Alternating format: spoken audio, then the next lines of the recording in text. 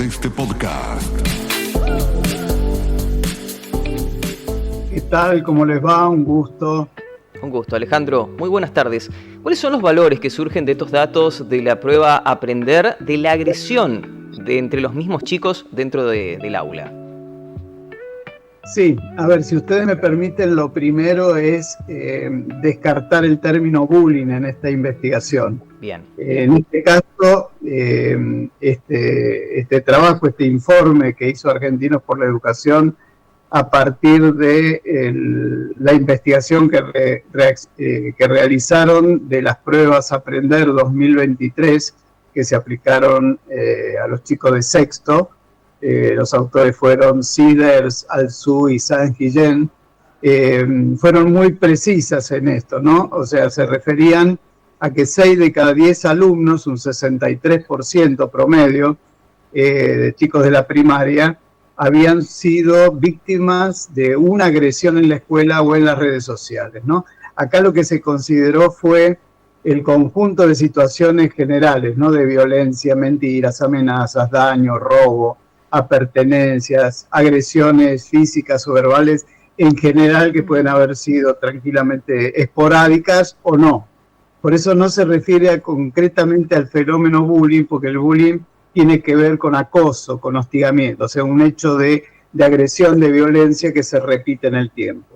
Pero ya las cifras igualmente, ¿no? Hablar de un 63% de estudiantes del casi el último año de la primaria, ¿no? Que están refiriéndose a estos niveles, sí realmente es preocupante. En este sentido, Alejandro, ¿qué pasa con los chicos? ¿De dónde ves este incremento?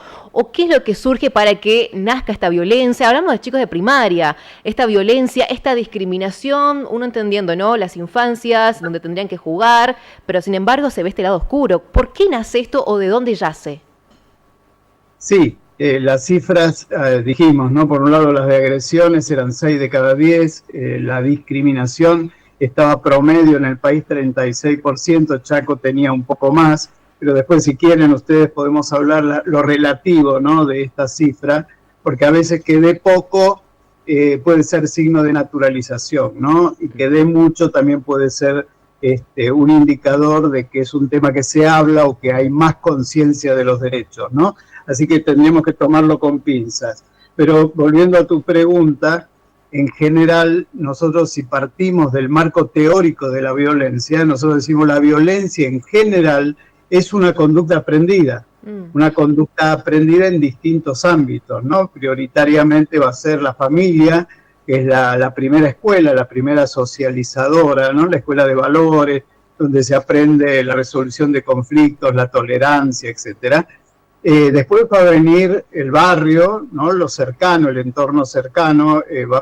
También tenemos que incluir la escuela.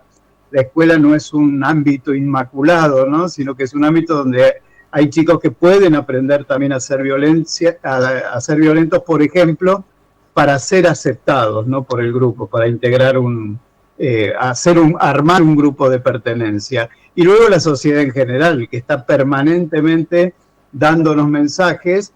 Y sobre todo hoy, que tiene que en esta época, ¿no? De hiperconectividad, tiene mucho que ver también las redes sociales que entran directamente a la casa. Alejandro, ¿estos valores que ustedes pudieron relevar, se dan de la misma manera con el mismo porcentaje en escuelas públicas que privadas? No, hay una diferencia importante, y esto a veces tiene que ver con cómo se lo gestiona, ¿no? Por ahí en las instituciones de gestión privada hay un control, ¿no? Que cada uno lo va armando, hay más autonomía, hay también más seguimiento de los estudiantes. Esto es por proyecto, ¿no? También nos podemos encontrar con instituciones de gestión privada que no cumplen con las mínimas condiciones de calidad educativa, ¿no? Pero en general hay un esmero, digamos, ¿no? Una preocupación mayor en este sentido. También nos vamos a encontrar con instituciones de gestión estatal que son realmente brillantes, ¿no? O sea que uno ve cómo se lo gestiona, cuál es el liderazgo del directivo, la pertenencia de las familias y de los docentes, y realmente a mí, a nivel personal, ¿no? No solamente en Argentina, sino en otros países, realmente es muy llamativo como estas instituciones a veces puntúan mucho mejor que otras de gestión privada. Tuvimos un caso también en un relevamiento que hizo Argentino por la Educación, en donde hubo un distrito, recuerdo que era el distrito de Pocho, en Córdoba, que era una zona 100% rural, que sacó una puntuación muy alta, ¿no? También en pruebas, no recuerdo si eran internacionales o eran las Aprender. Uh-huh.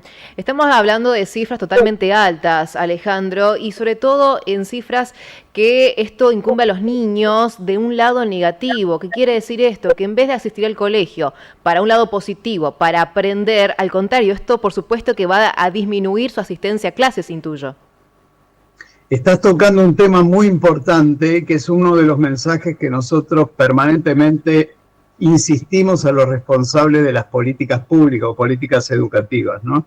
Ya desde hace más de 2 décadas se viene repitiendo que dentro de lo que llamamos los factores asociados a calidad educativa internos, ¿no? Porque los externos, el externo es lo socioeconómico, es un tema que lamentablemente no nos podemos meter, no nos toca gestionar, pero sí lo que pasa dentro de la escuela.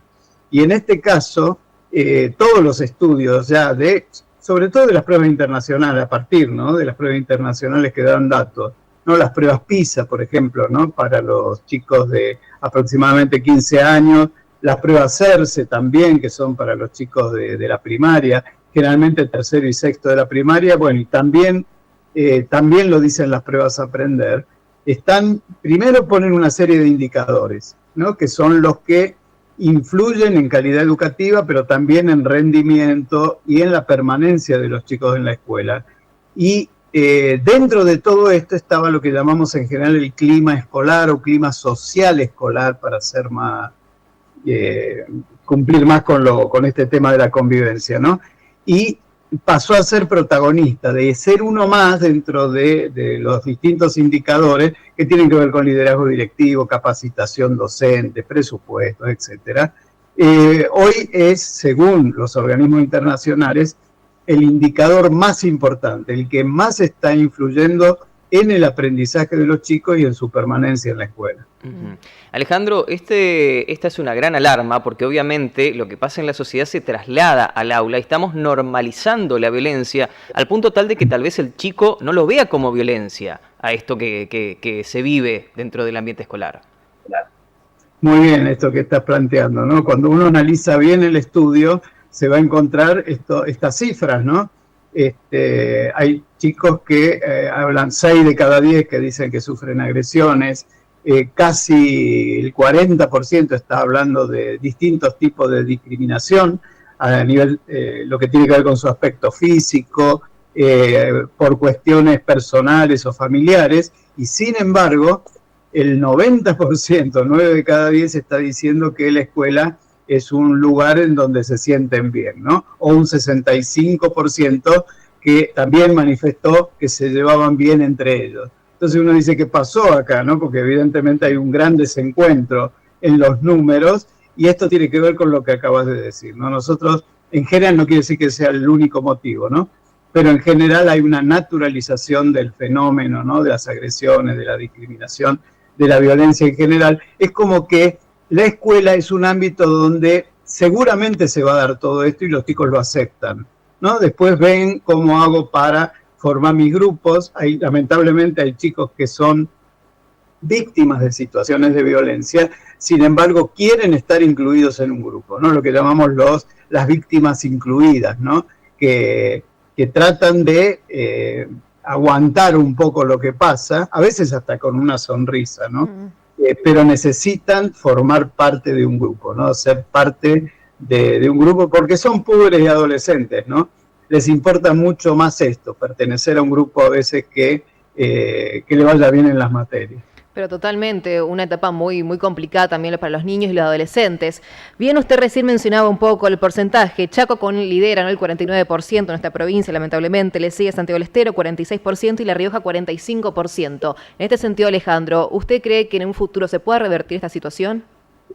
No, seguro. Yo igualmente dejo flotando esto, ¿no?, que decía que a veces una mayor denuncia implica un mayor conocimiento, ¿no?, del fenómeno y de los derechos. Esto fue muy claro hace muchos años atrás con el tema de la violencia contra la mujer, ¿no?, la violencia intrafamiliar, en donde de golpe, cuando se empezó a trabajar a través de campañas sobre este tema, parecía que había una explosión de denuncias, ¿no?, y no necesariamente era esto, ¿no?, sino que ante el reconocimiento de los derechos había una mayor, justamente una mayor denuncia, ¿no?, de los casos, atreverse, ¿no?, animarse a sacarlo de la naturalización. Pero seguramente esto no tiene que ver solamente con lo que llamamos las micropolíticas institucionales, ¿no?, cómo se gestiona la convivencia dentro de cada escuela, que esto es importantísimo. Estamos muy preocupados por la lengua y la matemática, y está muy bien, porque no estamos bien, justamente, en estos temas, pero también tiene que quedar claro que si la convivencia, ¿no?, el encuentro con el otro, y no solamente con mi compañero, sino también con los docentes, la vida de la escuela, termina condicionando la lengua y la matemática, ¿no?, si queremos decirlo de esta manera. Pero también es muy importante las otras políticas, las macropolíticas, que tienen que facilitar justamente la tarea, ¿no?, que luego van a hacer cada una, por un lado también las provincias y por otro lado cada una de las escuelas. Entonces, creo que si tenemos una deuda, como pasó con México, a mí me ha tocado trabajar en programas de convivencia escolar a nivel federal en el caso de México, que luego bajaba a cada uno de los estados mexicanos y luego esto bajaba a cada una de las escuelas. ¿No? ¿Por qué? Porque se lo consideró una prioridad pedagógica. Lo mismo pasa con Chile, lo mismo pasa con Perú. Cuando uno analiza cómo está la política en general, ¿no?, la política educativa, el tema de la convivencia es una prioridad educativa. Alejandro, ¿y qué se puede planificar en el corto, mediano y largo plazo, no solamente para frenar estos índices, sino, lógicamente, como hablábamos, para disminuirlos? ¿Una puede ser el compromiso de la familia? Seguro. Volvés a tocar un tema importante, ¿no? La familia, dijimos, primera escuela, ¿no?, como primera escuela de valores, como primera escuela de hábitos y de habilidades, ¿no?, todo lo que hace lo socioafectivo, pero también nosotros insistimos mucho en lo que llamamos la superposición de esferas, ¿no?, el tema de la familia y la escuela. ¿Por qué? Porque sabemos perfectamente que influye de manera muy potente este pacto socioeducativo entre la escuela y la familia en lo que va a ser el aprendizaje y lo que va a ser la convivencia diaria, ¿no?, cotidiana. Nosotros esto ya lo sabemos hace mucho, ¿no?, el valor de la socialización y el valor de la familia en este caso. Hay estudios que son ya, imagínense, del siglo pasado, de mediados de los 60, ¿no? Coleman, recuerdo, él planteaba en todos los estudios que se hicieron en su momento que el entorno familiar explicaba hasta el 60% de lo que pasaba en la escuela en relación a los aprendizajes y a la misma convivencia, ¿no? Entonces, bueno, es un tema, la escuela no puede faltar, tenemos que recuperar justamente esa alianza perdida con la familia y bueno, todo esto tiene que formar parte de políticas. Vuelvo, ¿no?, a las macropolíticas que tienen que ver cómo el Estado facilita la inclusión o el trabajo compartido, ¿no?, esta alianza entre escuela y familia. Y por otro lado, el tema de la contribución, esto que están haciendo ustedes, ¿no?, hablando del tema, dedicándole un tiempo importante, ¿no?, porque también me ha pasado a hablar con algunos 2 minutos, 3 minutos, y uno lo único que puede hacer es repetir cifras, nada más. Pero lo importante es la reflexión, ¿no? Y el tema también de la capacitación, la escuela tiene que ser un lugar donde se privilegie el encuentro, porque eso en definitiva es la educación, ¿no? Hay una frase que es muy representativa, ¿no?, que dice que la educación es un proceso de transformación en la convivencia. Y siguiendo un poco esa línea, Alejandro, ¿qué consejos le diría a papá, mamá, que está desde el otro lado mirando y escuchando el noticiero, para que puedan darse cuenta, quizás prestar especial atención en su hijo, en su hija, si sufre, si es víctima de discriminación escolar? ¿Cómo se puede dar cuenta? ¿Qué tiene que hacer? ¿Qué no tiene que hacer? Claro, cómo colaborar también. Exacto. Claro, hay que estar atentos, ¿no? Hay que estar muy atentos. Creo que hoy nos está faltando, la atención es una de las cosas que nos está fallando más y que más hay que trabajar, ¿no? Pero bueno, hay que estar muy atentos. Estamos más atentos cuando los chicos están en nivel inicial, en los primeros grados de la primaria, van creciendo, se van poniendo más difícil con la pubertad, ni que hablar con la adolescencia. Entonces, medio como que nos vamos apartando un poco, estamos más desatentos a esto. Los chicos siempre nos están dando mensajes. En el caso, por ejemplo, de situaciones ya concretas de agresiones, de violencia, el mismo bullying, ¿no? Hay que prestar atención a las conductas, a los cambios de conducta, que no es solamente que vengan tristes, sino también a veces pueden venir irritables, ¿no? Algunos estados por ahí hasta yo diría de angustia, algunos también de ansiedad, de cierta depresión en otros, que se lo confunde a veces con la edad, ¿no? Con la adolescencia. Entonces hay que estar muy atento. O sea, uno tendría que decir, y por ahí suena feo, ¿no? Pero decir, conocer a mi hijo realmente, para poder empezar a ver justamente cuando realmente hay un cambio de conducta, de estar muy atento. Y animarse a acercarse a la escuela, ¿no? Porque vuelvo a esto de este desencuentro que tenemos hoy con escuela y familia, pero acercarse a la escuela.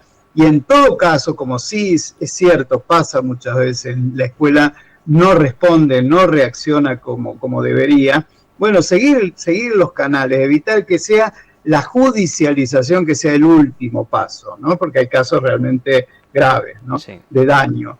Entonces, tratar de buscar los caminos para solucionarlo, porque realmente es desagradable, pero es un tema que evidentemente hay que tratar de sanar, hay que tratar de incluir como corresponde en las dos grandes instituciones, ¿no? Familia y escuela. ¿Por qué? Porque deja secuelas, esto lo sabemos perfectamente, ¿no? Y los datos hasta llegar a niveles de estrés postraumático, etcétera. Exacto. Alejandro, muchísimas gracias por su tiempo. Ojalá que en lo próximo, nuestro próximo contacto, valga la redundancia, sea para hablar de estas cifras que hayan mejorado. Muy amable.